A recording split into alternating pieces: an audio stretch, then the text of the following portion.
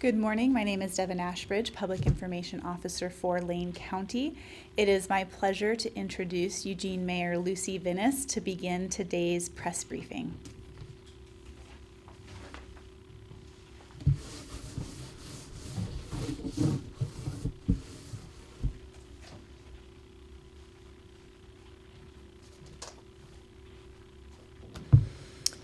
Thank you, and thank you all for joining us this morning.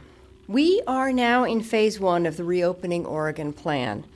This is an important step, allowing businesses and activities to slowly and safely reopen is vital to our local economy, families, and community.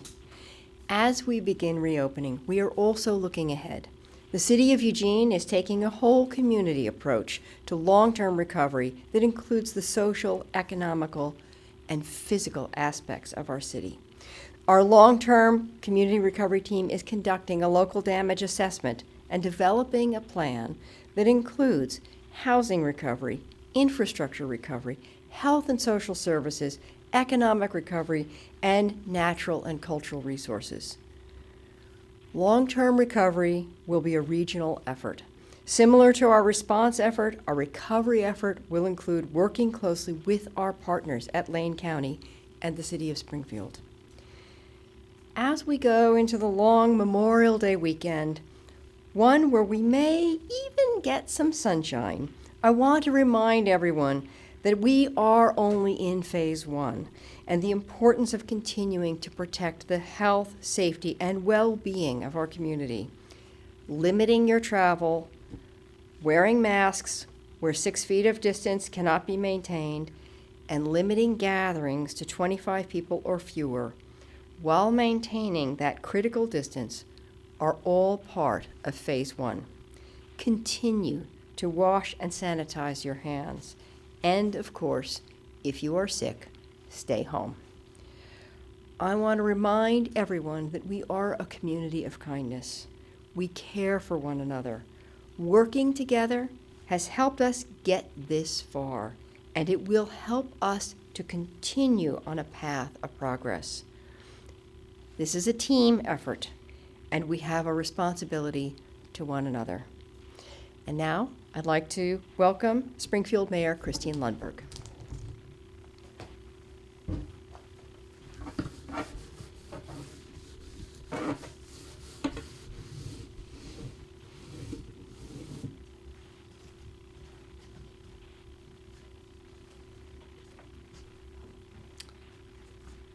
Thank you, Mayor Vinnis. I want to start by thanking community members and businesses who are taking necessary steps to protect all of our health and well-being. It takes patience and time to navigate new safety protocols and guidelines. We will get through this. Please continue to take thoughtful actions to reduce the risk in our community. The cities of Eugene and Springfield and Lane County are working to support you through the COVID-19 crisis and through our recovery. In Springfield, recovery planning efforts are already underway. We have identified some focus areas, including economic recovery and housing stabilization. City staff is currently assessing housing and business needs. In fact, economic development staff have been having thoughtful discussions with Springfield business owners for weeks to learn more about their needs and concerns. Please continue to reach out to us as we all navigate this together. We will use the insights you share to develop ways for Springfield to help remove barriers to their successful path forward in the weeks and months ahead. As we begin shaping recovery plans, we remain steady, ready to respond to the immediate needs. Before I conclude, I want to mention a Spanish language version of the Back to Business Resource Guide will be available this week. This guide provides local businesses with state guidelines, tips, and resources to help businesses as they work to reopen. And it can be found on both Chamber of Commerce websites as well as our own.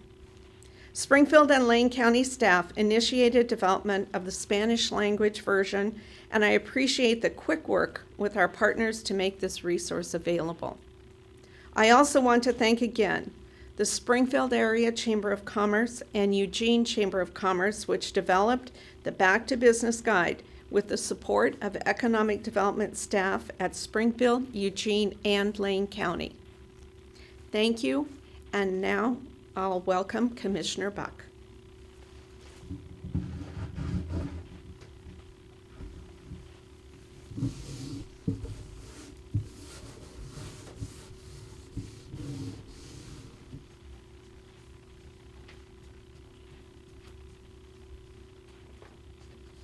Thank you, Mayors Venice and Lundberg.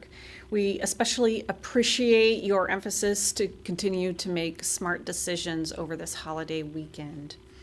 As a community, the measures we have taken to limit the spread of the virus are working.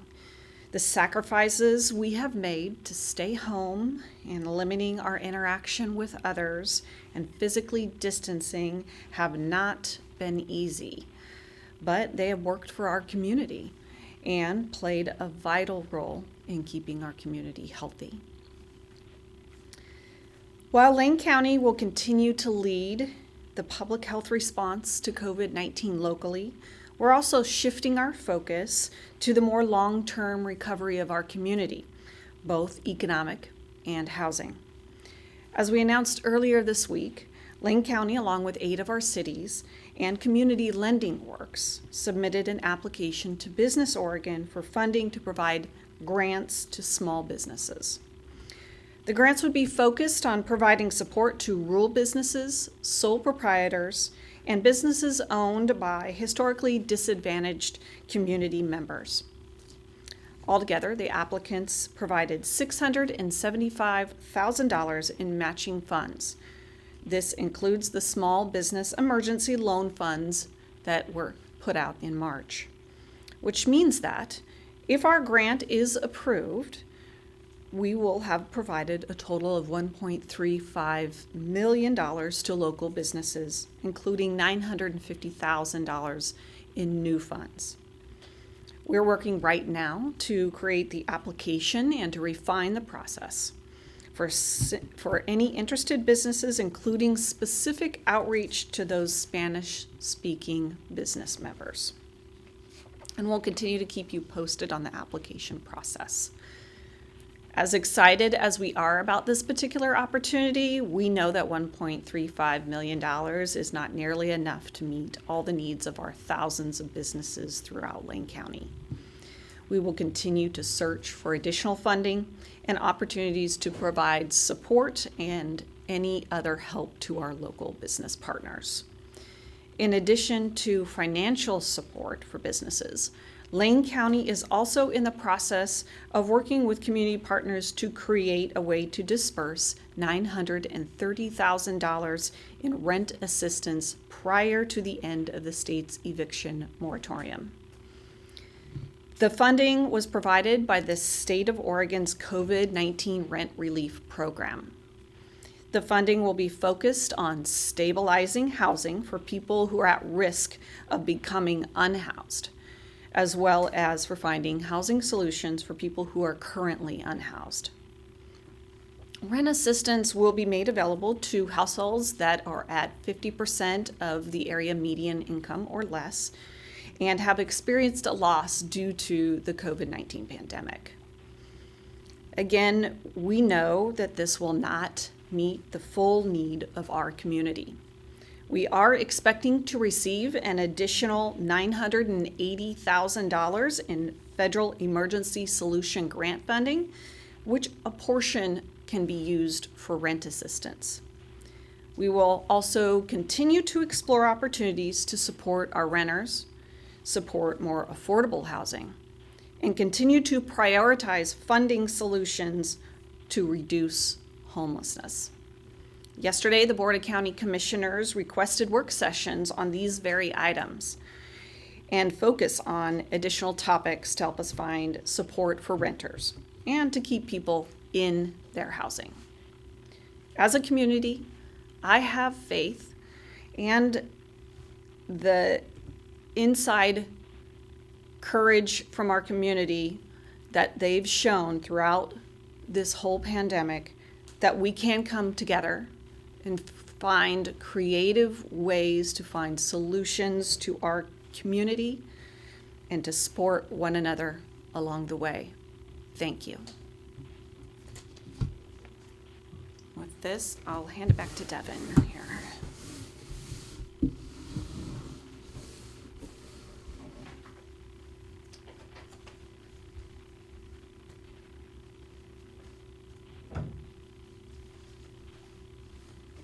Thank you, Mayor Vinnis, Mayor Lundberg, and Chair Buck.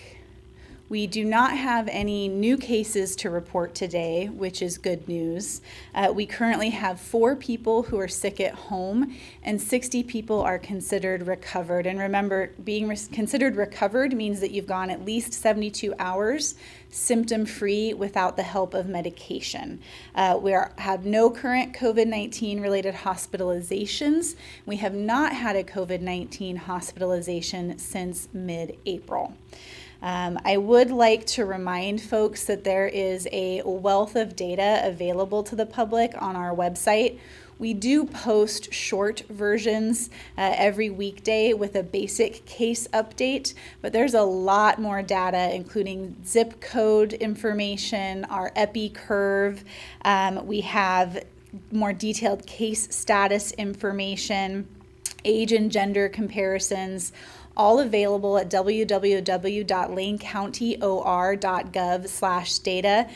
Those are updated each day by our amazing data team who are doing incredible work to make sure that not only does public health have the data we need to make sound decisions, but the public has access to that same data.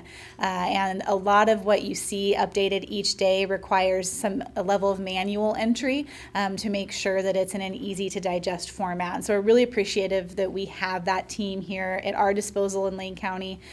We've also begun to publish a weekly surveillance report that we post on that page, and that surveillance report is a summary of the prior week, compares it to previous weeks, and includes another level of detailed demographic data specific to Lane County. And so we hope people are visiting that page and using that as a tool to understand more of what's happening here in our community. We did receive an update from our partners at the State Incident Management Team on the Battelle system that's located here in Eugene on property owned by the University of Oregon. It is up and running. All 4 decontamination chambers are being used. They have, I believe, about a dozen staff from Battelle here to operate the machine. 350 organizations across Oregon have already registered to be able to bring in their N95 masks for decontamination. And I believe since last Monday, they've decontaminated a little over 2,300 masks. And so that's an incredible resource here in our area and for our state to make sure that our existing PPE lasts longer and is safe for our medical providers and our first responders. One interesting thing that they pointed out, a common issue that has been seen across the country, are N95 masks coming in with cosmetics on them. Cosmetics apparently cannot be appropriately decontaminated, and so masks that do have makeup on them are considered unable to be cleaned and disposed of. So that's just something to keep in mind as you're preparing to bring in masks for decontamination. There is no cost to access the system. So medical organizations, first responders, if your organization hasn't registered yet, please visit our website, www.lanecountyor.gov/PPE, for more information about how you can get registered and sign up for that service. It looks like across the country, Oregon is 15th in utilization of the Battelle system. So that's a great thing, and we want to see that continue to increase here. One reminder as we're moving into the holiday weekend, the non-emergency COVID-19 call center will be closed on Monday, May 25th in recognition of Memorial Day. It will resume normal hours on Tuesday, but again, that call center will be closed this coming Monday. For our media partners, the Joint Information Center will also be closed on Monday and will reopen again on Tuesday. At this point, we'd like to welcome any questions from the media. Sam Broadway, KEPW Newsday. Is the demobilization of the respite shelters premature on June 5th? Won't dispersing the unhoused to all over the community pose the same risk that spawned the shelters in the first place? How can the agency be sure? Okay. So the question from Sam at KEPW is the current demobilization date for the COVID-19 respite shelters on June 5th premature, and does that increase risk in the community? I think it's important to remember that there were a couple of reasons those respite centers were opened. First, they were opened specifically in response to COVID-19. They aren't part of the county's longer-term work on reducing homelessness in our community, so it was a very specific portion of our emergency response. One of the reasons they were opened is that as we saw the stay-at-home order go into effect, many of the services that our unhoused community members rely on day to day were unable to operate. So access to food and other basic services took a dramatic downturn as an unfortunate consequence of the stay-at-home order. That made our respite shelter locations a really important resource. We also opened them so that we could begin to do some monitoring of the virus in our unhoused community. They are an incredibly vulnerable population. The closure date of June 5th is for a couple of reasons. One is that with us entering phase 1 and potentially entering into phase 2 on June 5th, more and more services are coming back online, so more of those resources that our unhoused community members depend on are available again. Also, as part of an emergency response, these respite centers have been portion of what FEMA is helping us to provide, and FEMA has notified us that they'll no longer provide funding to support those locations past June 5th. So our focus right now is on helping folks transition. We do have outreach teams working with people at our fairgrounds location, and I believe our Memorial Building location as well, and looking to make sure that as people transition out and as those emergency shelters are demobilized, that there are other options. We also have seen a growing number of people continue to leave, especially the Lane Events Center location, which was the larger of the two, as again, more services in the community reopen, and as those folks choose to leave, we aren't refilling their locations, so we're slowly bringing down the numbers there. We are working on a summer strategy, though, to continue support for our unhoused community. We're working closely with our partners at the cities, and we'll have more details for people here soon, but please know that while we're ramping down this portion of our response, it does not mean that serving our unhoused community members is any less of a priority, but it's going to look different as we continue to move forward. Jillian Smuckler at KEZI. Can you address parents who are scared to get their kids vaccinated right now because of the pandemic, and what public health would like them to do? Jillian with KEZI is asking what would we like to say to parents who may be afraid of having their children vaccinated right now and bringing them into clinics. I think it's important for people to not put off medical care, whether it's for a child or an adult right now. We currently have no COVID-19 hospitalizations. We have wonderful hospitals here in Lane County. They have the capacity to serve patients. It can be incredibly dangerous for people to put off seeking medical care for other conditions, especially if they need to go to the emergency department. Please don't place yourselves in danger in that way. Get the medical care that you need. And as for vaccines and children specifically, parents should really be working with their child's medical provider to make those decisions around, what's the best course of action for your individual child. But please know that our hospitals our medical clinics, those are places that are very familiar with decontamination and cleaning procedures and are, working double time again to make sure that as people come in that they are safe. But do not delay seeking medical care if you are in need right now. That, again, can be incredibly dangerous and even deadly depending on your condition. And we have no other questions. Thank you so much. Please be safe this weekend.